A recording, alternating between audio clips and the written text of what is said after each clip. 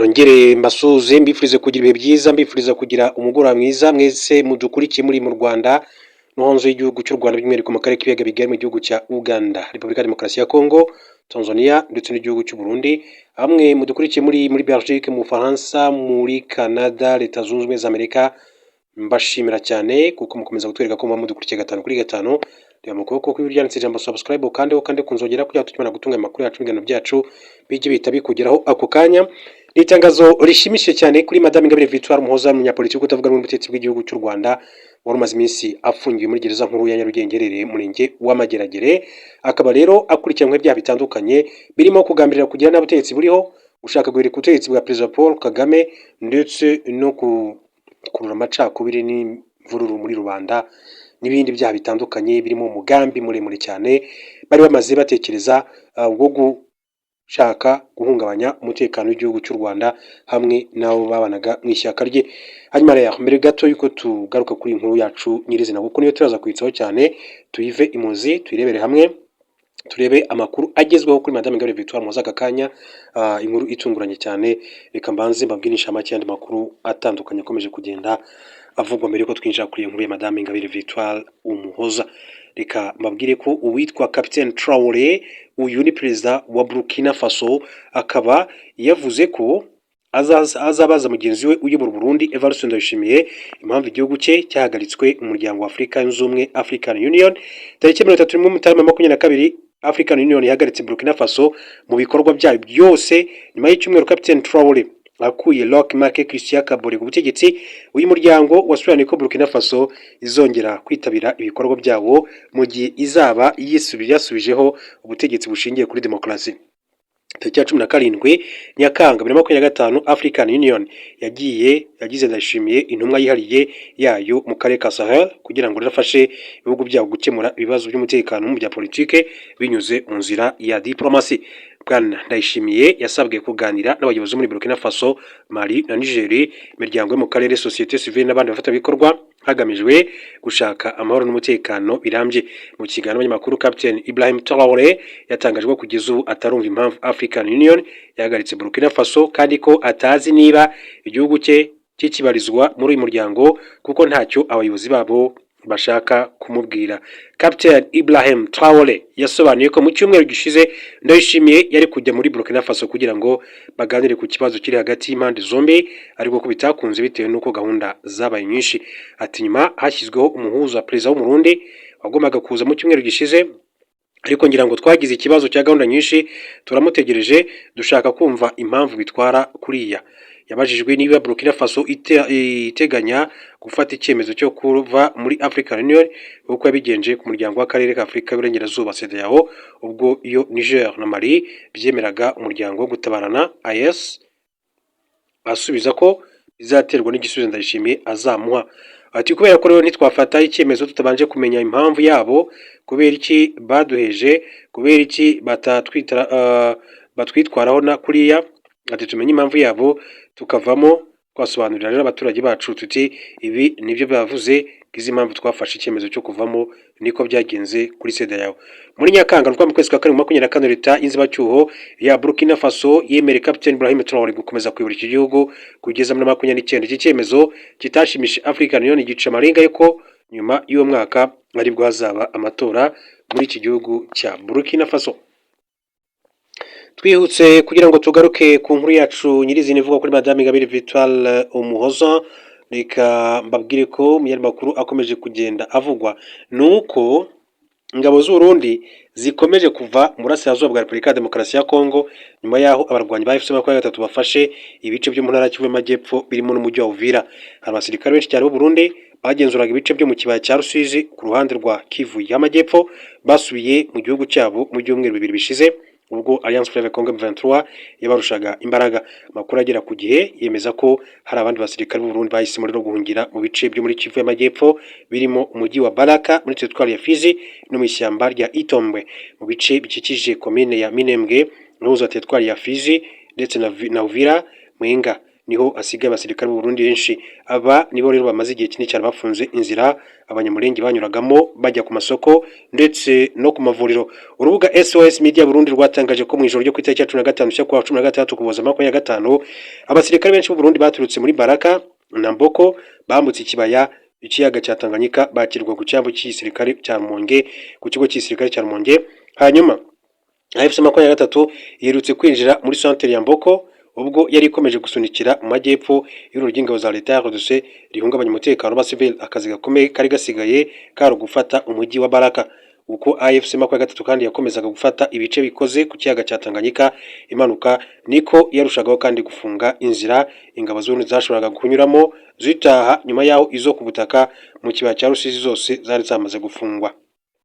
Mu gitondo cyo kwa 16 kuboza no kuvuga uyu munsi kuri iki cyambu hoherejwe amakamyo agera kuri 6 atwara abasirikare mu mujyi wa Bujumbura, kandi byagaragaraga ko bafite umunaniro mwinshi cyane. Muri rusange Uburundi bwari bwarohereje mu ntara Kivu y'Amajyepfo abasirikare hafi 20,000. Umubare wo batashye nturamenyekana ariko ikizwi nuko babarirwa mu bihumbi. Kuri wa 16 kuboza umuyobozi wa AFC 23 Corneille Nangaa yatangaje ko abarwanyi babo bagiye kuva muri uyu mujyi wa Uvira ariko ko ingabo bahanganye zitagomba kuwukandagiramo. Ntibizwi niba ingabo z'Uburundi zizakomeza gutaha nyuma y'iri tangazo rya Alliance Fleuve Congo M23 ko zitakomeza guteza impungenge z'uko zishobora kugaruka muri mujyi wa Uvira, kandi bikubiye mu byo AFC 23 yasabye ko izo ngabo z'Uburundi n'ihuriro ry'ingabo za leta muri rusange batemerera nabo gukandagira cyangwa gukandazigiza ikirenge muri amujyi wa Uvira. Mbere yuko tujya ku nkuru yacu nyirizina kamabwire ko General Muhoozi Kainerugaba yaburiye abashaka guteza akavuyo mu matora ya perezida wa Uganda. Mugaba mukuru w'ingabo za Uganda General Muhoozi Kainerugaba yasabye abaturage kwitabira amatora ya perezida azaba na 26, ariko abibutsa ko nyuma yo gutora bagomba guhita basubira mu ngo zabo bakirinda guteza akavuyo ku biro by'itora. Ibi yabivugiye mu muhango wo kwambika amapeta abasirikare bazamuye mu ntera wabaye kwa 15 kuboza 25. General Muhoozi Kainerugaba yashimangiye ko abaturage bagomba kwitabira amatora, ariko nyuma yo gutora bakirinda guhangana cyangwa se kuguma ku biro by'itora. Yatanze icyizere ko ibikorwa byo kugenzura amatora bizajya bikorwa mu buryo bwizewe haba ku bakozi bitora, abanyamakuru ndetse n'indorerezi. Ati abazagerageza guteza ibibazo nk'uko numvise bamwe rero babyigamba, ikibazo cyabo ati kizitabwaho mu buryo bukomeye twifashishije ibikoresho byose dufite kandi mu buryo bwubahirije amategeko. Muri iki gihe cy'amatora rusange abanyapolitike bose ati bubaha amabwiriza ya komisiyo y'igihugu y'amatora no gukorana neza n'inzego z'umutekano ku bw'ituze rya buri wese. Yakomeje avuga ko turasaba abaturage gutora mu mahoro bagasubira mu ngo aho kuguma ku biro by'itora. General Muhoozi Kainerugaba yashimiye Perezida Yoweri Kaguta Museveni wa Uganda ishyaka NRM uri gutegetse ubuyobozi bwe buhamye, avuga ko byagize uruhare mu kuba UPDF ari ingabo zifite imyitwarire myiza ndetse zifite uruhare runini cyane mu kurinda amahoro mu gihugu ndetse no mu karere k'Afurika y'Iburasirazuba, uko yagiye bigarukaho General Muhoozi Kainerugaba. Ikaze rero ku nkuru yacu nyirizina, babwire ko niba mwibuka neza aya ni amagambo yagarutswe ku itariki ya 15 z'ukwezi kwa 2025. Ati ni intambwe yo kurwana. Senateur Nyirahabimana ku muryango umwe w'Uburayi cyangwa se kuri European Union yasabye ko Madame Ingabire Victoire Umuhoza yarekurwa. Uyu Vice President w'Inteko Ishinga Amategeko w'umutwe wa Sena Sonia Nyirahabimana yavugaga ko u Rwanda rukwiriye guhaguruka rugahangana n'abanyaburayi, by'umwihariko Inteko Ishinga Amategeko y'Ubumwe bw'Uburayi ikomeje kugendera ku ntekerezo z'amatsi ibihugu igaharabika u Rwanda nkana. Yabigarutseho kwa 15/25 ubwo inteko rusange ya Sena yatangizaga igihembwe kidasanzwe kugira ngo isuzume ikibazo cy'inyungu rusange kijyanye n'umwanzuro 2025 2861 RSP uko itariki ya 11/2025 w'Inteko Ishinga Amategeko y'Ubumwe bw'Uburayi uvuga ku gihugu cy'iki cy'u Rwanda. N'umwanzuro ujyanye n'Inteko Ishinga Amategeko y'Ubumwe bw'Uburayi European Union yasabaga u Rwanda kurekura Madame Ingabire Victoire Umuhoza ufunzwe kuva muri Kamena 2025.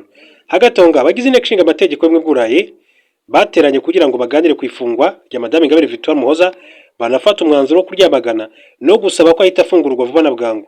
Abagera kuri 549 barawushyigikiye, babiri barawanga, abandi 41 barifata. Abadepite ba European Union kandi bari basabye ko abandi bantu bakurikiranwaho ibyaha birimo gushaka kugira nabi ubutegetsi buriho barimo umunyamakuru Nsengimana Theoneste nabo barekurwa. Senateri Nyayimana yavuze ko ubusabe bw'inteko ishinga amategeko bw'u Burayi bugaragara nko kwivanga mu miyoborere y'u Rwanda kandi ari igihugu gifite ubwigenge n'ubusugire budakwiriye kuvogerwa. Yagaragazaga ko uwo mwanzuro ukubiyemo ibitekerezo biyobya ukanibasira ubuyobozi bw'u Rwanda hagamijwe kugaragaza ko mu Rwanda nta bwisanzure buhari bwo gukora politiki ndetse no gukora itangazamakuru n'ibindi. Yagaragaje ko ari umwanzuro ugamije kwangiza isura y'u Rwanda ku ruhando mpuzamahanga kugira ngo utambamire inyungu z'u Rwanda n'iz'abanyarwanda mu mibanire, ubufatanye n'ubutwererane n'amahanga. Ati dukwiriye gusesengura uyu mwanzuro mu buryo bwimbitse tukareba igikwiriye gukorwa kuko tutakwihanganira igitambamira inyungu z'abanyarwanda. Yavuze ko nubwo ubufatanye hagati y'inteko zishinga amategeko bukwiriye ku mpande zombi kuko ari ngombwa, ariko abo mu nteko y'ubumwe bw'u Burayi bafashe icyemezo nkana bitari uko batari bazi ko u Rwanda rukora kandi rukora neza. Senateri Nyirabimana Sorina yavuze ko ari inyandiko ishingiye ku rwango n'ibitekerezo byamatse ibihugu, niba babandi barakazwa nuko umuntu yakoze neza. Ati ubufatanye hagati y'inteko nibubeho, ariko ntabwo byabuza abantu nk'aba n'ubundi kuzagarura undi mwanzuro. Akaba rero ari Senateri Sorina Nyirabimana akomeza kugenda agarukaho. Ni ingingo itaravuzweho na Visi Perezida w'Inteko Ishinga Amategeko y'u Rwanda gusa kuko n'abandi bagiye bagira icyo bivugaho. Gusa yakomeje agira ati abantu batinyuka bakinjirira igihugu gifite ubwigenge n'ubusugire bakanajyamo imbere bakinjirira ubucamanza kandi ari urwego rwigenga. Ati ni ya myitwarire yamatse ibihugu, ni intambara yo kurwana, ariko bitavuze ko ubufatanye hagati y'inteko tutakomeza kubuteza imbere. Senateri Nyirasafari Esperance we yavuze ko ibyakozwe n'Inteko Ishinga Amategeko y'u Burayi ntawe byatangaza kuko abanyaburayi bakunze kuvogera ubusugire bw'ibihugu bakinjira mu mikorere y'urwego rw'ubutabera, agaragaza ko bidakwiriye kwihanganirwa na gatoya. Ati u Rwanda ni igihugu cyigenga gifite inzego zikora mu bwigenge bwacyo ariko zikanubahiriza amasezerano mpuzamahanga cyane cyane ajyanye n'uburenganzira bwa muntu. Kuri Senateri Nyirasafari Esperance ntabwo uwo ari we wese akwiriye kwihisha mu mutaka w'ubwisanzure bwo gutanga ibitekerezo ngo akore ibyaha ngo u Rwanda rubirebere. Senateri Rugiramande we yavuze ko Inteko Ishinga Amategeko y'ubumwe bw'u Burayi European Union imaze kugira akamenyero ibikorwa byo gushyira u Rwanda ku rwego rwo guhora rwisobanura. Ati biteganyijwe ko komisiyo z'imitwe yombi zifite amategeko n'uburenganzira bwa muntu mu nshingano zisesengura uyu mwanzuro w'Inteko Ishinga Amategeko ya European Union mu buryo butomoye, byavuyemo bikagezwa ku nteko rusange y'Inteko Ishinga Amategeko imitwe yombi, nk'uko icyo gihe bakomezaga kugenda babigarukaho kuri Madame Ingabire Victoire Umuhoza. Hanyuma uyu Madame Ingabire Victoire Umuhoza Inteko y'ubumwe bw'u Burayi isabira kurekurwa igake gitoto ku gihugu cy'u Rwanda, bigatuma Inteko Ishinga Amategeko y'igihugu cy'u Rwanda iterana mu buryo bw'iteraganya kugira ngo baganire kuri uwo mwanzuro wafashwe n'Inteko Ishinga Amategeko y'ubumwe bw'u Burayi, kuko ubona ko watowe n'abantu bagera kuri 549, babiri barifata, abagera kuri 41 barifata, babiri barawanga. Ni muntu ki? Ese uwo mugambi bari bafite koko ni mugambi? Reka rero turebere hamwe ibyari bikuye mu mugambi wa Madame Ingabire Victoire wiswe intumbero y'ejo hazaza wo gukuraho Perezida wa Repubulika mu Rwanda. Ibyaha Ingabire Victoire Umuhoza akurikiranyweho n'ubutabera bigaruka ku gushaka kugira nabi ubutegetsi buriho na Perezida wa Repubulika no guteza imvururu cyangwa se imidugaro muri Rwanda. Ibyo byose bikomoka ku bikorwa we ni ukuvuga Madame Ingabire Victoire Umuhoza n'abambari be bo muri Darifo Murinzi bakoraga bategura uko umugambi wabo uzagerwaho.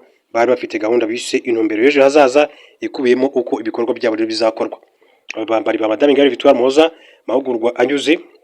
bakoraga amahugurwa anyuze mu nzira enye bumvaga ko azabafashije mu gukuraho ubutegetsi.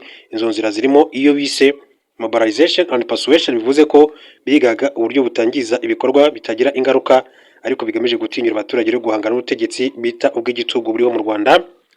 Inzira n'indi ni imyigaragambyo yagamijwe kugaragaza ko bahari kandi biteguye guhangana na leta. Inzira ya gatatu niyo bise non-cooperation tactic, ishingiye ku kutumvira gahunda za leta zose zirimo no kwanga gutanga imisoro no kwigomeka ku bindi bikorwa bya leta n'ibicuruzwa bya made in Rwanda. Harimo kandi n'indi nzira bise dilemma, bavugaga ko bazatangira kuyikoresha bamaze kubona umubare munini cyane w'abayoboke kuko yo ifite ingaruka nyinshi cyane. Ahanini ngo iba igamije gushyira leta mu gihirahiro aho bakora ibintu bigacanga leta ikabura icyo ikora. Bari bafite rero gahunda yitwa intumbero y'ejo hazaza. Tariki 24 Nzeri 2021 abambari ba Madame Ingabire Victoire bivuga ko bahuriye mu nama yakorewe kuri internet bagaruka ku byavuye mu mahugurwa yabaye mu minsi yari yashize y'uburyo gahunda yabo izashyirwa mu bikorwa. Ayo mahugurwa bivuga ko yabaye biga ku bitabo byanditswe n'Umunyaserbiya Sarda Popovic wagize uruhare cyane mu gukora ubutegetsi bwa Slobodan Milosevic. Ibyo bitabo bikubiyemo uburyo bwo gukuraho ubutegetsi. Ayo mahugurwa bayahawe na Popovic afatanyije n'undi wari wise izina rya Sandra, basobanurirwa neza uburyo bwo guhirika ubutegetsi mu Rwanda. Abari bitabiriye iyo nama yo kureba umusaruro w'amahugurwa barimo abantu bo muri Darfa Umurinzi, ishyaka ritemewe rya Madame Ingabire Victoire Umuhoza, abo muri Jambo Asbel, itsinda rigizwe n'abarwanya ubutegetsi bw'u Rwanda bamubirije, abita abanyankuna n'abandi batandukanye, bose bari bakoresheje amazina atari ayabo. Mu icukumbura iki gitangazamakuru dukesha inkuru igihe akadomo.com cyakoze imaze no kumva ibyavugiye mu rubanza rwa Madame Ingabire Victoire, wari uyoboye inama wiyise Vidi yabwiye abitabiriye ko ibyo bize hagati y'itariki ya 2023 Nzeri 2021 bishingiye ku cyo bise Vision of Tomorrow cyangwa se intumbero y'ejo hazaza, intumbero yo gukora ubutegetsi bw'u Rwanda. Bose bavuze ko bagomba kuzashyira mu bikorwa umugambi bemeranyije wo guhirika ubutegetsi nta ntwaro zikoreshejwe, ahubwo bifashishije ubumenyi bahawe mu mahugurwa yamaze iminsi 8. Abari bitabiriye iyo nama bari mu matsinda 4. Itsinda rya mbere ryari riyobowe n'uwise 88, gusa bikekwa ko ari umwe mu barwanya ubutegetsi bw'u Rwanda uba mu Bubiligi cya Belgique. Muri iyo nama yo kurebera hamwe ibyizwe yavuze ko mu itsinda rye yasanze bazakoresha uburyo bise shira ubwoba udahungiyetwa ugahungeta. Igikorwa bize ko cyagombaga no kwibanda ku cyiciro cy'abazunguzayi bakunze guhungiyetwa kubera irondo ry'isuku, aho ngo bazumvisha abo baturage ko ari bo mwanda leta ishaka kwikiza. Bagarutse ku bayobozi n'inzego z'ibanze ngo kuko basanze ko bakunda guhungiyetwa kubera inzego zibakuriye. Biyemeje ko bazahimba indirimbo ivuga ku mibereho mibi y'abazunguzayi, igahimbirwa hanze y'u Rwanda, hanyuma igakwirakwizwa mu bantu benshi cyane mu Rwanda. Mu icengezamatwara bari bavuze ko bazashyiraho amarushanwa yo kuririmba, bityo hakazatangwa n'ibihembo ku muntu uzaba waririmbye neza kurusha abandi. Muri iryo cengezamatwara 88 yavuze ko inyungu bitezemo ari ugukuraho icyo bise popularity, ubwamamare, ndetse no gukuraho inzego za leta ku mbuga nkoranyambaga. Itsinda rya kabiri ryari riyobowe n'uwise Michel. Muri iyo nama yo kurebera hamwe uko amahugurwa yaragenze, yavuze ko bahisemo operation Serwakira izibanda ku bantu bafite ibibazo by'ubutaka, hanyuma bakazanakora indi ijyanye n'icengezamatwara. Bo ngo bagombaga gukora gahunda yabo mu bice bibiri, aho igice cya mbere bagombaga no gukoreshwa impapuro zanditseho ibintu bakazikwirakwiza ahantu hatandukanye mu gihugu cyose cy'u Rwanda. Ikindi ni uko bagombaga gukoresha inyandiko zanditse ngo turambiwe gukubitwa, turambiwe imisoro ihanitse ku muturage, turambiwe ubwicanyi no gushimutwa. Ubwo butumwa bivuga ko bwari kujya babuha abamotari bakabunyanyagiza ahantu henshi hashoboka. Babonaga ko bazatanga umusaruro kuko ngo buhendutse. Inyungu bari biteze yari uko bizatuma abaturage batangira gutinyuka, bagashira ubwoba, bakabona ko ibintu bishobora guhinduka. Byagombaga kandi gukurikirwa n'izindi mbuga nkoranyambaga zari gushingwa bamaze kubona ko ibintu bishoboka. Muri iryo tsinda uwise Salome yavuze ko baba bihanangirije leta mu buryo bukomeye, ikabona ko bariho kandi bakora mu buryo by'uko yatekereza ko nta muntu wayihangara, ibona ko bidashoboka. Itsinda rya kane ryari riyobowe n'uwise Penino, bo bari bahisemo intero yitwa umuturage imbere.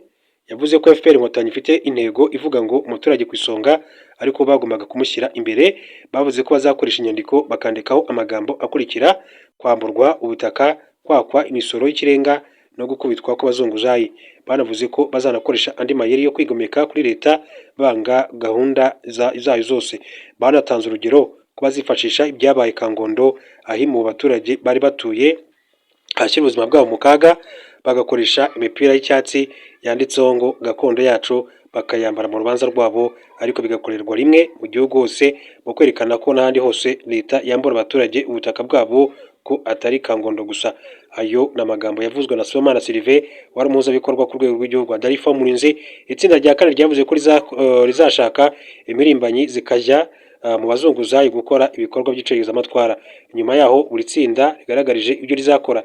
Habayeho umwanya wo gutanga ibitekerezo, maze uwise Grace, amazina ye nyakuri yaje kumenyekana ko ari Sibomana Sylvain yavuze ko nk'umuntu uri mu gihugu imbere ibyo kwambara imipira bidashoboka, ahubwo ko babanza gukora icengezamatwara mu baturage bahereye ku byiciro byihariye ku isonga abamotari n'abazunguzayi.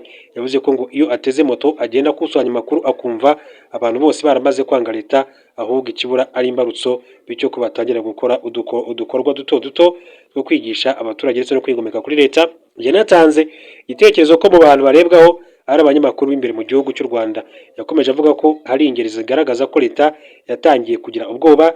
Avuga ko mu ishyingura ry'umuhanzi Jay Polly abantu bari benshi kandi bitemewe cyane ko hari mu gihe cya COVID-19, ariko ngo bakabareka kugira ngo badakoma ruhitenderi.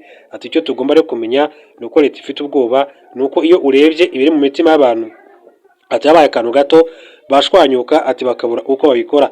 Abandi batanze ibitekerezo muri iyo nama harimo Wisemon ndetse na Brown bari bashyigikiye ibyo kunyanyagiza mu gihugu inyandiko ziriho amagambo runaka. Uwo Mon yavugaga ko aba i Muhanga, akavuga ko bagomba rero kurya ikinyuguti FPR no kuba ishyaka riri ku butegetsi mu Rwanda. Brown yavuze ko ngo bazajya bambara mask na rinete zijimye n'ingofero, hanyuma ngo bakagenda bajugunya inyandiko hirya no hino. Yavuze ko afite umupira wanditseho ngo Safari Nyubaha, umugabo wakubise daso. Hanyuma uwitwa Guevara we yatanze igitekerezo ko mu kujugunya izo tracts abantu bakwitonda kuko leta yashyize ahantu henshi kamera, bityo ibyo bakora bajya babikora bamaze gushishoza.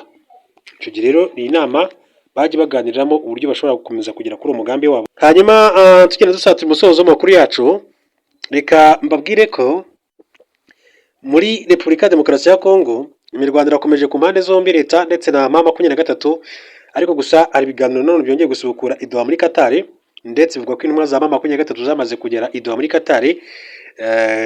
Kitaravugwa wenda ni intumwa za Repubulika ya Demokarasi ya Kongo niba nazo zaramaze kwitabira, ariko amasezerano agiye kuba mu gihe imirwano ikomeje kugenda iba mu bice bitandukanye, ndetse binavuga ko ihuriro ry'ingabo za leta FARDC rikomeje kugenda rigaba ibitero ku birindiro by'abarwanyi ba FC23. Nubwo bwose hari amasezerano yamaze gushyirwa mu mukono agamije kurangiza intambara muri Kongo, yashyizweho umukono na Perezida w'u Rwanda Paul Kagame ndetse na Perezida Felix Tshisekedi i Washington DC. Yari yitabiriwe na Perezida Donald Trump ndetse nawe yahagarariye, ariko Perezida Neva w'Uburundi yarahari, Joao Lourenço wa Angola yarahari, Jessica Ruponi Minisitiri w'Intebe w'igihugu cya Uganda yarahari, ndetse na Dr William Samoei Ruto